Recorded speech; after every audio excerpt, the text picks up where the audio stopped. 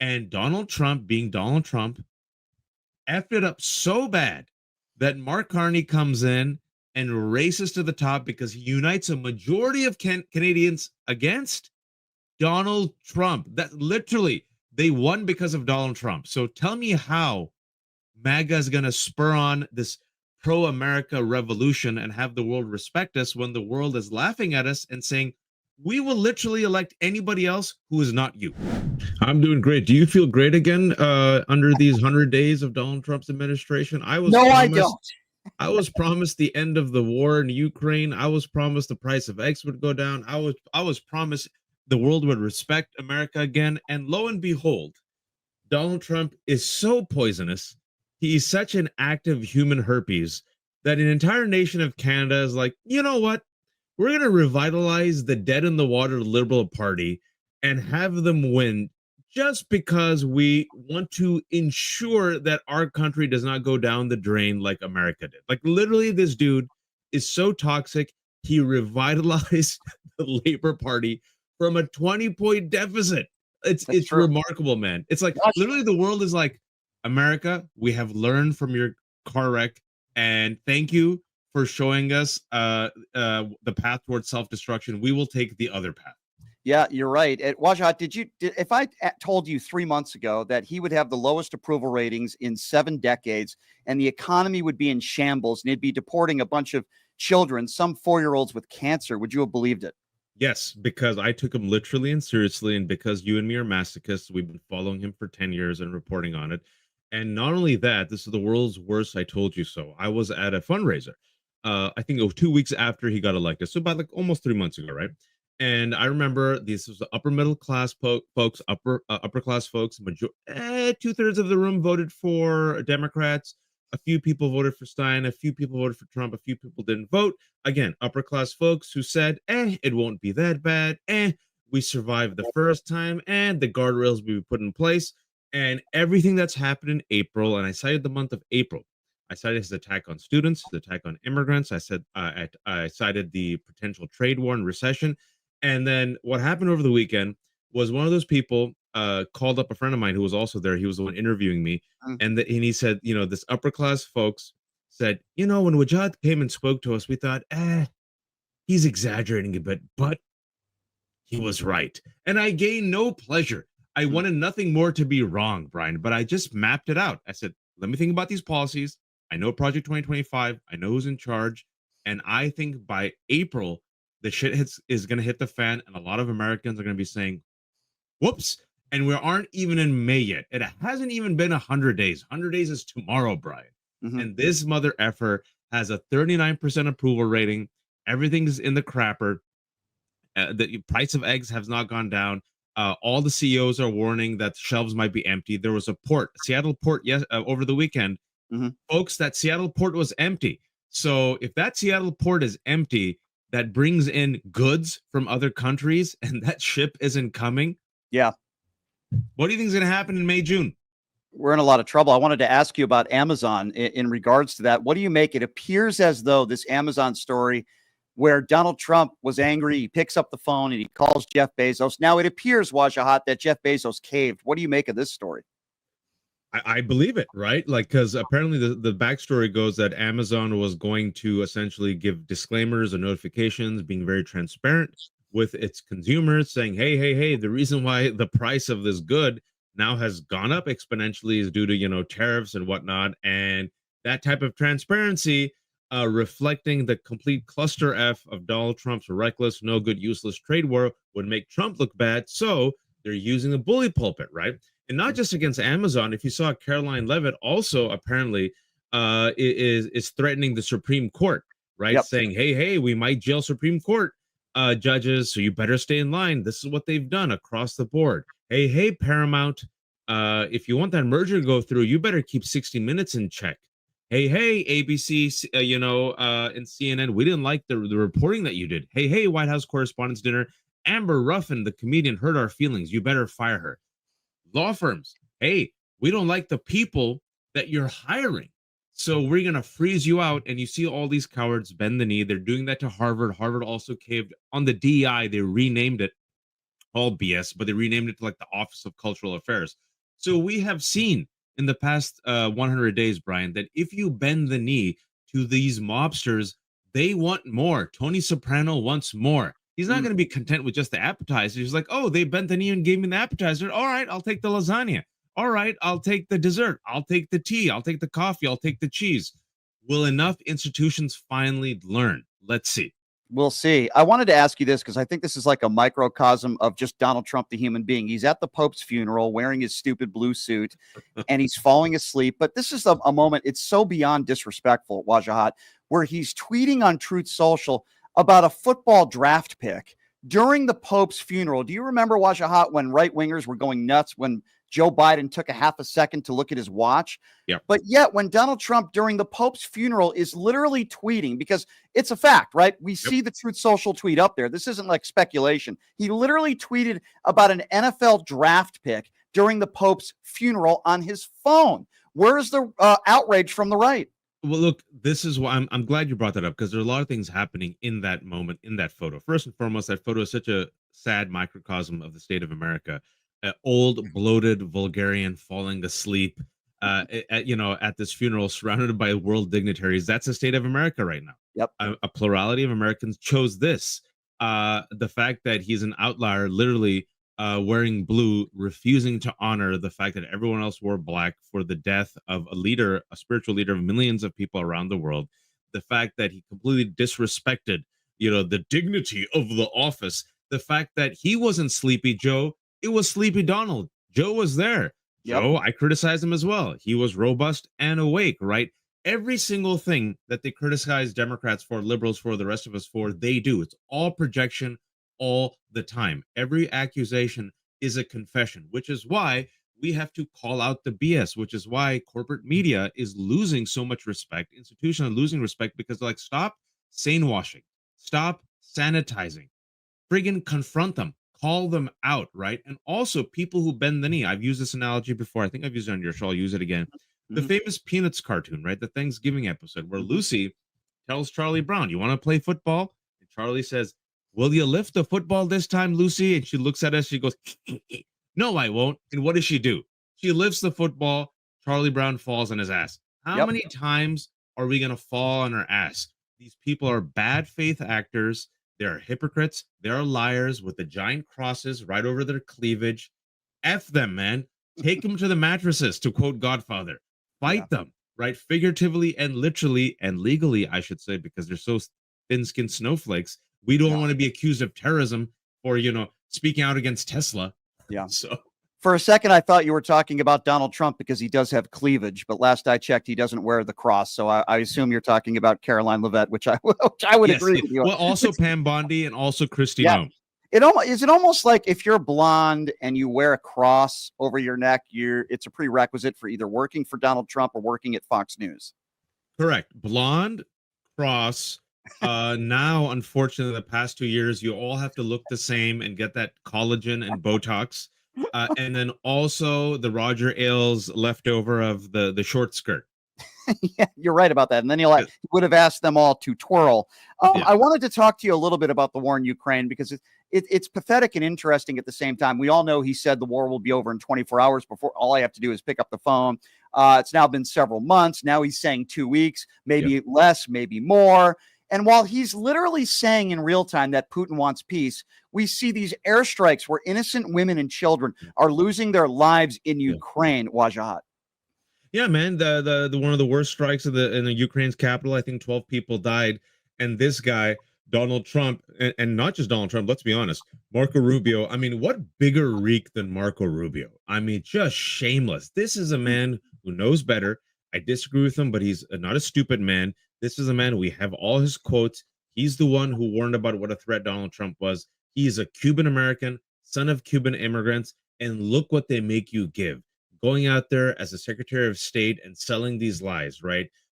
Praising Putin, taking meetings with Russia, icing out European allies in Ukraine, literally parroting Russian lies and talking points about Ukraine invading Russia. Absolute nonsense, folks. It was Russia that invaded Ukraine, right? Russia that is occupying parts of Ukraine. Ukrainians just want freedom and self-determination. And now Donald Trump, as they say, the person who's the last one in his ear, he just parrots what they say. And then after this attack on Kyiv, he's like, he comes out and starts to act tough by posting on Truth Social on all caps, Putin, stop it. Stop Because it. that's what's going to make Putin stop, right? And he's like, oh, Putin might have played me. Yeah, really? So he's coming off looking like an idiot, incompetent. He lied to his base. The war is raging. Putin's like, I have a puppet here who's a moron. I could just play him. And meanwhile, Ukrainians are fighting for their lives. And worst of all, in 3 months, Brian, the post-World War II order, imperfect, but nonetheless, some unity against fascism, some unity for democracy, some unity for freedom of speech, right? At least the performance of it. Where is that order? That order is completely gone. Canada is openly saying we do not trust Trump. Carney won because he stood up to Donald Trump, who in his America First rant wants to make Canada 51st state.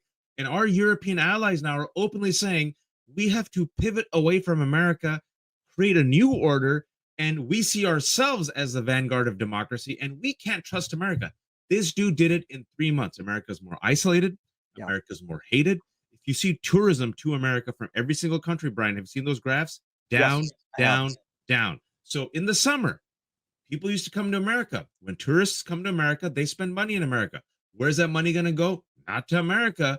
How does this make America great again? The self-destructive aspect of white supremacy, cruelty, and greed and misogyny in the form of Donald Trump. So many people fell for it, and it just took 3 months for people to say, oh, crap. And as I've said before, and I've been saying for years, "Make America Great Again" really meant "Make America White Again." Speaking of white supremacists, let's talk a little bit about Pete Hegseth. And by the way, if you're just joining us, Wajahat Ali from the Left Hook Substack Democracy-ish podcast.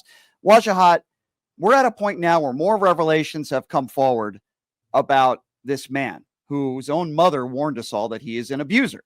Yep. And it seems like more and more information by the week is coming out. I personally think he was drunk on Easter Sunday. He looked like he was drunk. He talked like he was drunk. And now we're learning that his wife and his brother and an old Fox News producer was put in these highly sensitive and classified Pentagon meetings and more signal chats. Yet Donald Trump and Caroline the Liar Levitt still says we have full confidence in Pete Hegseth. I mean, can it be any worse? What is it going to have to take for this guy to be fired? He has to convert to Islam. Pete Hegseth really is emblematic of affirmative action for the world's worst mediocre white man failing up in the Trump administration. This is the man who has an 04 rank. Meanwhile, the person that he replaced had an 010 rank. General Mattis had an 010 rank. 4-star generals with impeccable track records. Whether you like them or not, doesn't matter. They were respected, right? 4-star generals replaced by a Fox News host, a man whose own colleagues reported him as a potential insider threat because of his tattoos and because of his behavior. A man, like you said, I'm glad you brought those receipts, whose own mother, in the most lacerating email that you never want to receive from your mother in your life, called him an abuser. A man who has allegations of alcoholic impropriety, economic impropriety, was let go of and or resigned from 2 nonprofits because of this misconduct. A man who paid a woman thousands of dollars to sign an NDA, a woman he allegedly sexually assaulted. A man who in Princeton, wait for it, said, if you have sex with a woman who's drunk and passed out, that's not rape. I wonder how he would be once he graduates Princeton and becomes a man of power and influence. Totally unqualified person now who within 3 months has completed the Signalgate trilogy. Not once, not twice, 3 times. Unsecure information that could potentially be tapped by our enemies. And he lied about it to the public. And it was revealed that he did share sensitive military information that compromised our national security. Any other person, by the way, that could be a crime, folks. That could be a violation of the Espionage Act, right? But not only is he not in jail, not only is he not, indicted, he still has his job because Donald Trump follows the Roy Cohn playbook. You never admit defeat. You never admit you're wrong. You deny, attack. And that Easter clip was hilarious because did you see his 2 sons behind him? I did, yeah. His 2 sons were like, what the F? What? Yeah, exactly. They were like, what, Dad? What's going on here? Just, what I say is like, can you look, Mattis? Mattis was the Secretary of Defense in the first Trump administration. Whether you like him or not, whatever. qualified. Okay, qualified guy. Can't you just bring someone qualified? And the Trump administration is like, no. Look at who they have, man. True. Levitt. Look at the people they're putting in the White House press. Just literal cranks, bro. Can I It's ask like, you about that? I want to ask you yeah, about that, Wajahat. Let's start with Tim Pool, and there's been a bunch of morons that have been in there. But what does it say about Donald Trump? He talks about, biased media, and he talks about the fake news media. Here's a guy in Tim Pool who, by the way, shows up in a winter beanie and a sweatsuit, and he was the one that was attacking Vladimir Zelensky for not wearing a tie. They give him the first question. He also received, what, $400,000 a month from the Kremlin? That's been proven. And yet they not only invite him in there, he's not a journalist. He's never been a journalist. And they invite him in there as the Russian propagandist and right-wing hack to ask the first question, another kiss-ass question. And they seem to be doing this in almost every press conference now. oh yeah, it happened today too. Right. Right. What do you make? They're replacing traditional, professional, right down the line journalists with right-wing MAGA conspiratorial like YouTube cranks who give softballs that parrot and repeat Trump's talking points and tell the world that the emperor is wearing the finest silk robes, even though he's naked at origin and bloated, right? It's getting worse and worse and worse. And Tim Pool, like you said, him and David Rubin got paid allegedly in rubles because they were either willing or unwitting idiots being paid by tenant media that was a front for RT, Russia Today. And they were parroting anti-American, pro-Russian talking points, perhaps unwittingly. And they brought this guy, this total fraud, total idiot, right, who got rich by being paid unwittingly, I'm being very generous here, by Russia, to now be like, hey, we'll pay you and we'll give you access. Can you just parrot our talking points? It's like, yes. So America is just, look, MAGA lives in its own information ecosystem, right? It's a cult. So they just want to own the libs. But what they're not realizing is the rest of the world laughs at them, mocks them, and now no longer respects them to the point where, going back full circle, they revitalized a dead in the water liberal party. Folks, 2.5 months ago, the Liberal Party in Canada was negative 20, dead in the water.